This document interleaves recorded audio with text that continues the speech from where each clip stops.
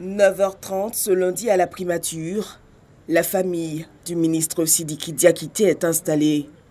Le gouvernement ivoirien rend hommage ce jour à un grand commis de l'État, le ministre de l'administration du territoire et de la décentralisation. La mise en place du drapeau vient par sa symbolique honorer le travail abattu par le défunt. Administrateur civil, l'homme avait un sens élevé du devoir. Tour à tour, membres du gouvernement, présidents d'institutions, corps diplomatique, famille, s'inclinent sur la dépouille. 10 heures, le chef de l'État Alassane Ouattara, à ses côtés son épouse, arrive, accueilli par le chef du gouvernement. En heure militaire, avant la mise en place de la dépouille. Sidiki Diakité cumulait plus de 30 années de vie administrative au service des populations.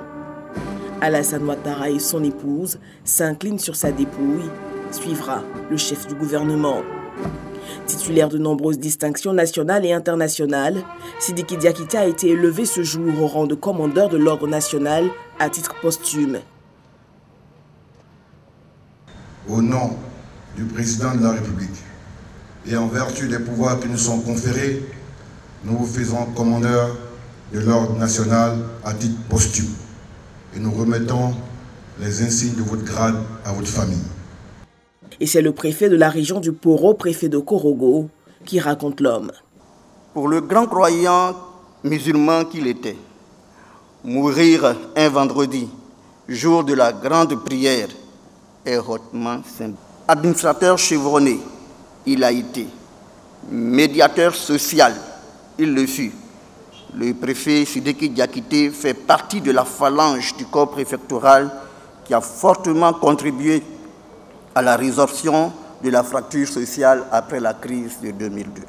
À Touba, où il a pris service, à la faveur du redéploiement de l'administration en 2007, il a su remettre sur pied l'administration publique, redonner confiance aux populations, réorganiser et rendre fonctionnels les services de santé et le système éducatif pour le grand bonheur des enfants.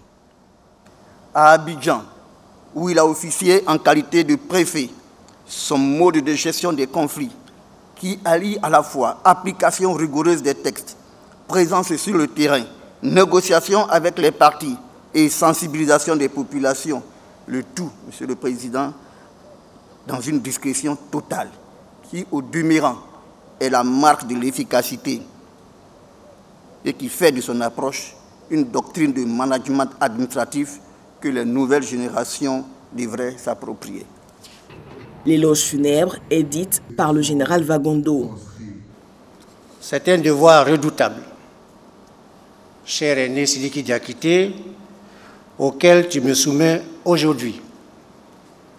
Un honneur pénible pour moi de prononcer ton oraison funèbre. Le ministre Diakité est un soldat mort au front pour sa patrie. L'organisation des élections et le dialogue politique l'ont mobilisé jusqu'au dernier souffle.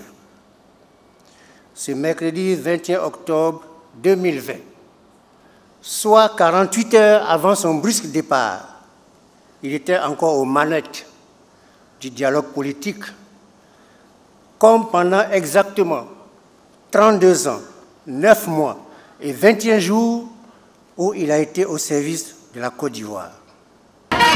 Honneur militaire.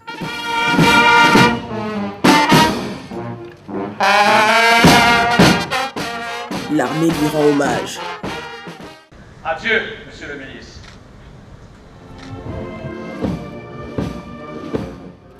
Après de longues années consacrées au service de la nation, son corps a été remis à sa famille.